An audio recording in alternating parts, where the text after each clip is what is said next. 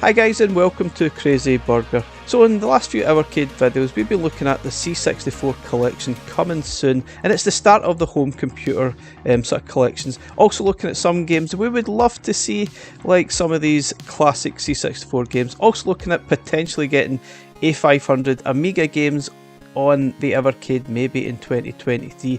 Now we'd also love to see Spectrum games on the Evercade. Now if we could get C64, Spectrum would be the next big one for me that I would really love to see. This was huge in the 80s and sort of early 90s, and a lot of my friends either had the Commodore 64 or the Spectrum, and we always had the battles to which one was the best. So what I'm going to do in this video is look at 12 games that I would like to see on the Evercade. Not saying they're going to happen, but they would be really nice. Fingers crossed that 2023 we see a Spectrum collection. Without further ado guys, let's have a look at some of the games that I've chosen.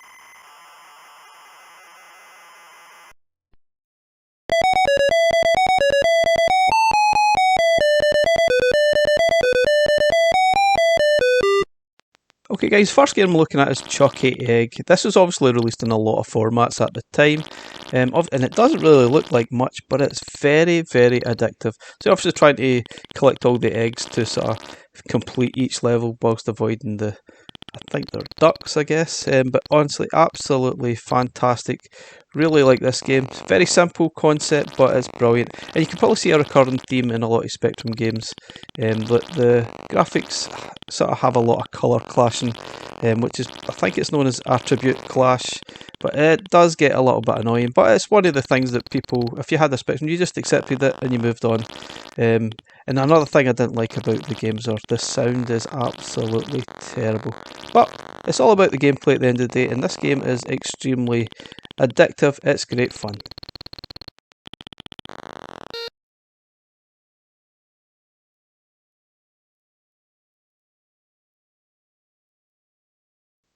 Okay, next game we're looking at is Buggy Boy, and this is definitely one of the better looking Spectrum games that I've played and come across. It's very colourful. Yeah, there's a lot of yellow in Spectrum games. That's one of the recurring themes that we used to have a battle with your friends, saying the graphics are all yellow, and yeah, they would probably fight back and say, yeah, but your C64 looks like a bread bin and blah blah blah. But yeah, this is still a good fun game. It looks actually quite good apart from too much yellow. Look at those fire effects, absolutely amazing.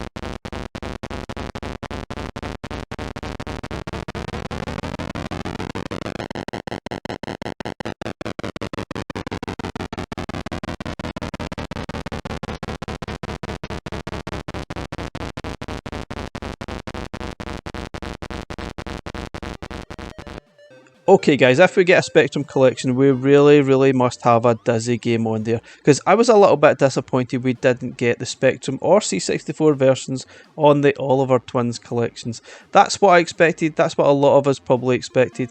Yeah, we got NES versions, but you know, I think a lot of people would have preferred the originals, and that was probably the Spectrum. The Oliver Twins did primarily make the games on Spectrum, and then they were ported to the other sort of formats. And yeah, we've got the usual colour clashing as well going on, but they were absolutely fantastic on the Spectrum.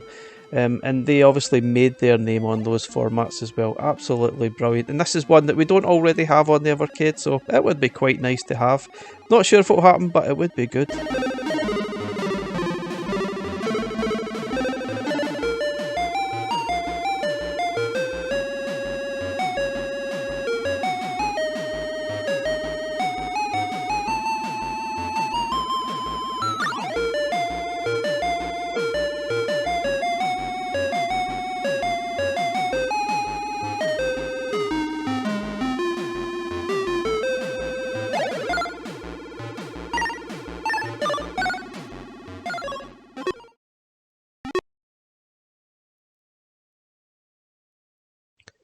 So this game is head over heels, and it was widely regarded as a classic on pretty much everything it was on, from the C64 Amiga and the Spectrum Amstrad, for example. And it's obviously quite unique looking that it's an isometric style sort of platformer, so to speak.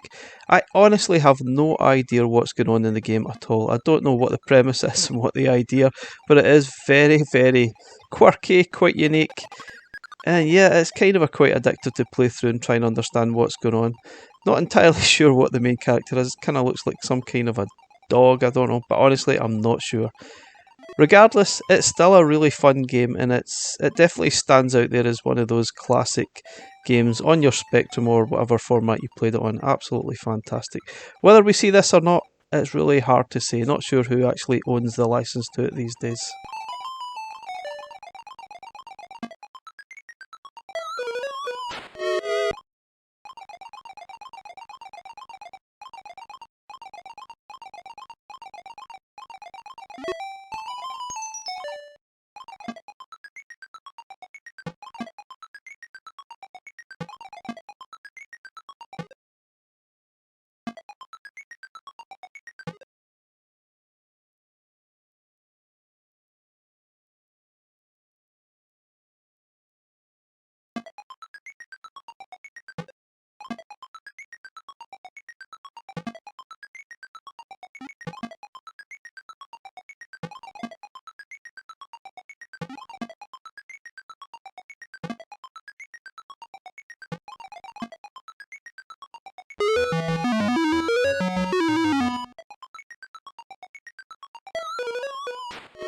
Now this game, Jet Set Willy, it's widely regarded as probably one of the best games on the Spectrum. It does look a little bit dated, it is quite colourful right enough, and it spawned a few different sequels as sorts.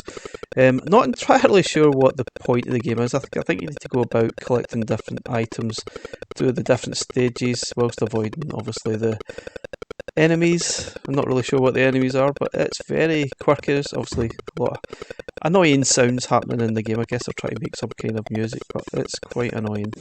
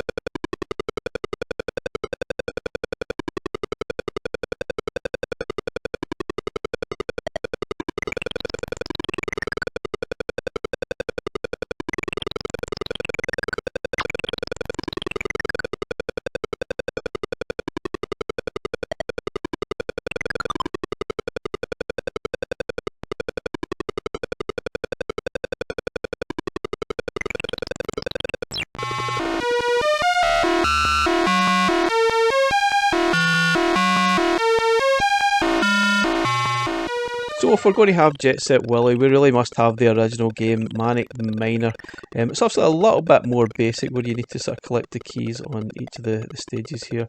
It's pretty hard, but it's still good fun. It's quite addictive. You obviously have a limited amount of lives, so you need to avoid the sort of objects on the screen and the spikes, and obviously whatever this enemy is here, whilst trying to collect the objects or the keys in the level. It's actually really addictive. I really like it. It's got the same annoying music and sound right enough, which is a bit of a pain. Okay guys, another classic I would love to see is Operation Wolf, and the Spectrum version was absolutely brilliant. Yep, it was all yellow again, but it was absolutely brilliant. It was very playable, and I think you could actually play with the light gun that you got with your Spectrum as well. Obviously this was a light gun arcade game, but on the Spectrum you could play it on your joystick or D-pad, I guess, if you happen to have one of them, which we do now. But it's a really good game. Interestingly, this was the first game I ever played on a Spectrum. Yep, I did actually own a Spectrum 128K with the tape loader attached on the side, but it had a faulty sort of joystick port and we had to actually send it back. But I did get a chance to play this game and it did blow me away. It really looked fantastic, albeit yellow, but it's absolutely fantastic. The playability is absolutely amazing, and this is a great conversion of that arcade game. Yep, I would love to see it. And amazingly, we did send our Spectrum back, but we didn't get another Spectrum. I got a Commodore 64 in its place. Not sure how that happened, but you know, that's what happened, and yep, the rest is history.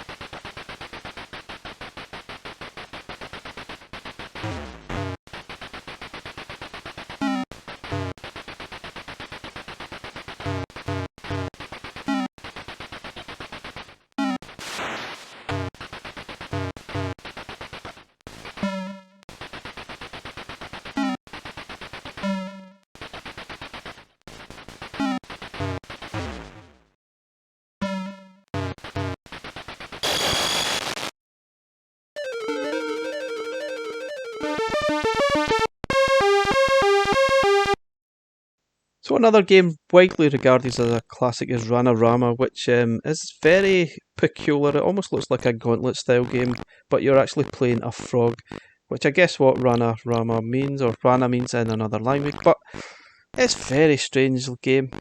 I'm not really sure what else I can comment in this game apart from it's very bizarre. I have not got a clue what's going on at all.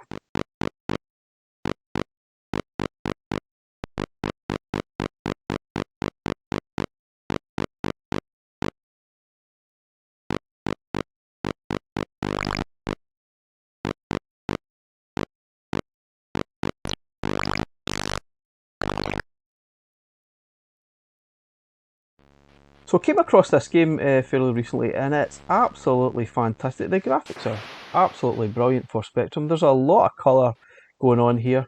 It is very hard. It's kind of a shooter of sorts called Rex. This is kind of a demo I'm playing on the video, but it's very good. Not really my style of game. It is quite difficult and it's a shooter, but it looks absolutely brilliant for a Spectrum game, and it's got tons of playability. I need to sort of invest more time in it because it looks like this would be absolutely fantastic. And I was really enjoying it apart from the fact I'm pretty awful at it.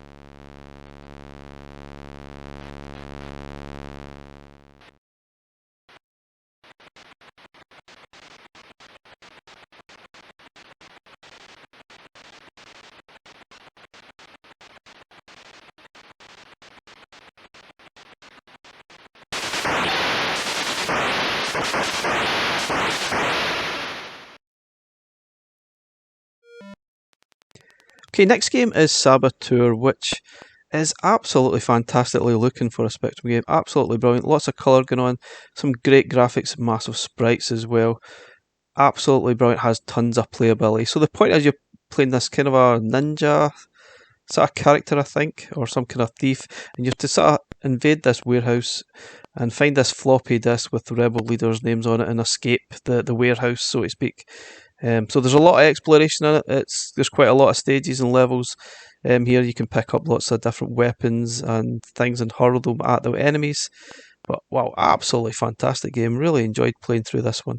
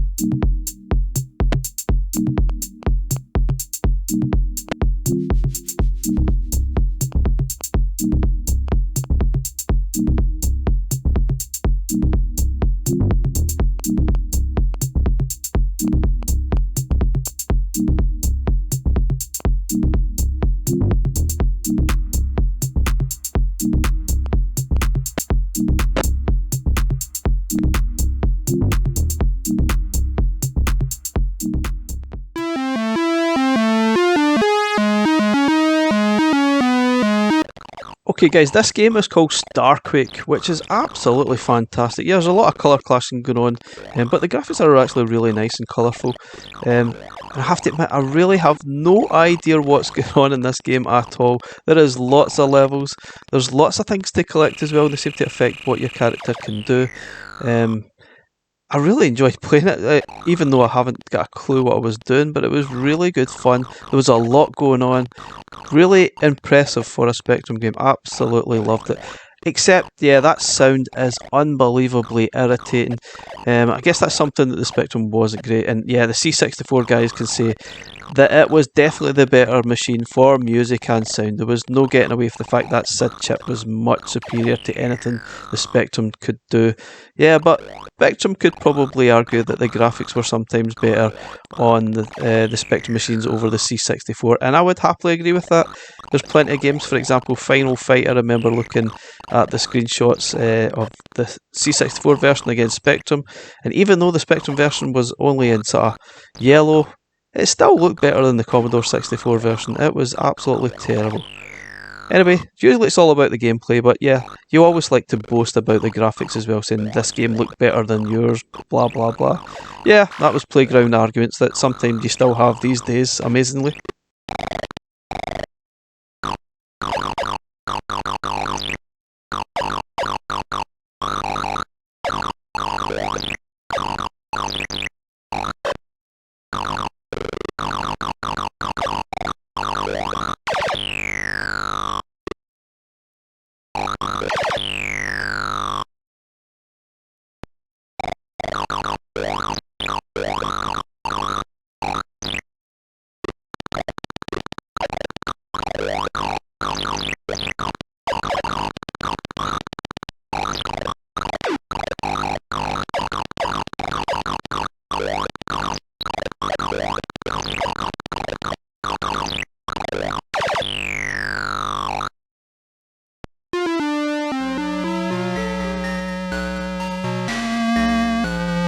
So guys, the last game we're going to play is Suev, which is obviously a helicopter scrolling shoot 'em up, and it's actually really good fun to play, very addictive. The graphics are really decent.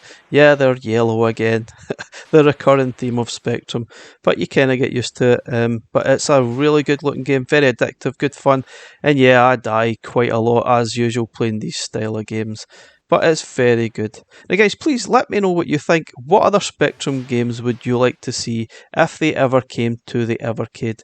Let me know what are your favourites. I'd really love to see them. I've actually really enjoyed playing through Spectrum sort of titles in the last few days. Really enjoyed it and discovering some games I'd never played before. Some of them, obviously, I have, but I really enjoyed it. And hopefully, maybe one day we will see these games on the Evercade, which would be absolutely brilliant. There's also a really good homebrew scene out there for Spectrum, much like the Commodore 64, and you never know, we might see some homebrew titles sort of thrown into the mix as well. That would be fantastic. Anyway guys, once again, thanks for watching our video. Please like, subscribe, and we'll catch you again in the next one.